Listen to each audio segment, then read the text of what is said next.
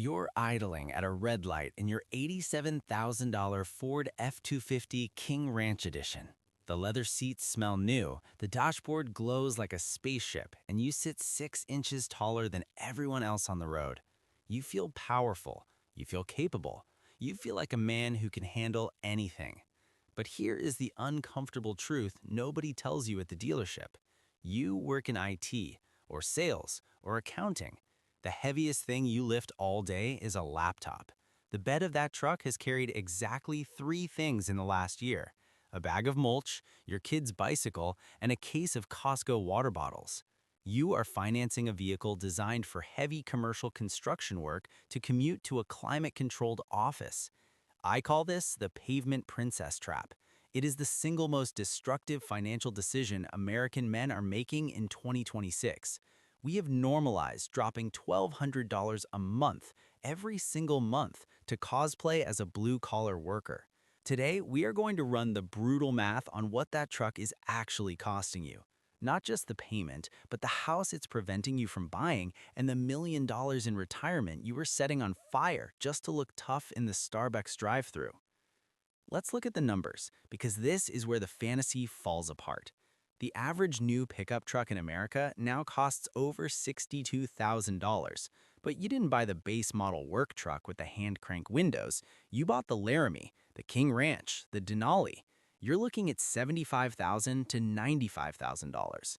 Most people don't have that cash, so they finance. To get the payments somewhat affordable, dealers are stretching loans to 84 months. That is 7 years of debt.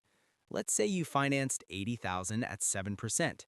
Your monthly payment is $1,200, but that's just the entry fee. Insurance on a vehicle that expensive? $200 a month. Gas, you're getting 14 miles to the gallon. That's easily $300 a month. Tires, maintenance, registration, another $100. You were spending $1,800 a month just to keep that truck on the road. If you make $80,000 a year, your take-home pay is around $5,000 a month. You are spending 36% of your net income on a vehicle.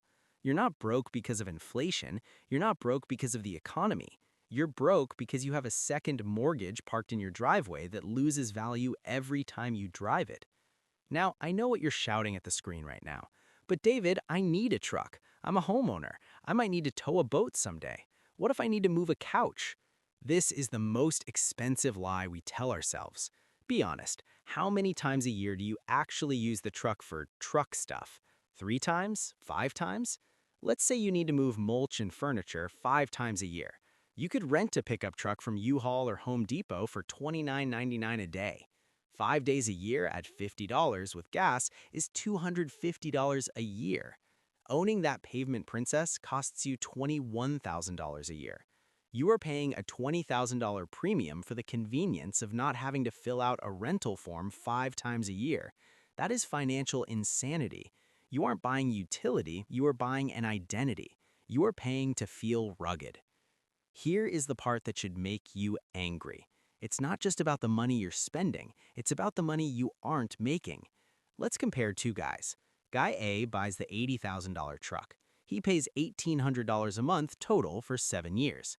Guy B swallows his pride. He buys a reliable 5-year-old Honda Accord or Toyota Camry for $15,000. His total cost, gas, insurance, repairs, is maybe $600 a month. Guy B has an extra $1,200 every single month. If Guy B takes that $1,200 and invests it in a simple S&P 500 index fund earning 8% a year, in 10 years he has $217,000. In 20 years he has $686,000. In 30 years he has $1.7 million. By choosing the truck, you didn't just spend $80,000, you literally set $1.7 million of your future wealth on fire. You pushed your retirement back a decade so you could look cool at red lights today. Was it worth it? The auto industry has spent billions convincing us that driving a sedan makes you less of a man. They've weaponized your insecurity to sell you high-margin metal. Real confidence isn't driving a tank to a desk job. Real confidence is having $50,000 in the bank because you didn't blow it on a depreciating asset. So here's the challenge. If you're drowning in payments on a truck you don't use for work, sell it. Yes, you might be underwater. Yes, it will hurt your ego, but take the hit now. Get out of the payment. Buy a boring, reliable car with cash or a small loan. Stop trying to impress strangers who don't care about you. Stop playing dress up with your financial future. Opt out of the Pavement Princess trap. Your future millionaire self is begging you. If this video woke you up, hit that like button and subscribe. And if you know someone who needs to hear this, share it with them before they sign that 84-month contract. I'll see you in the next one.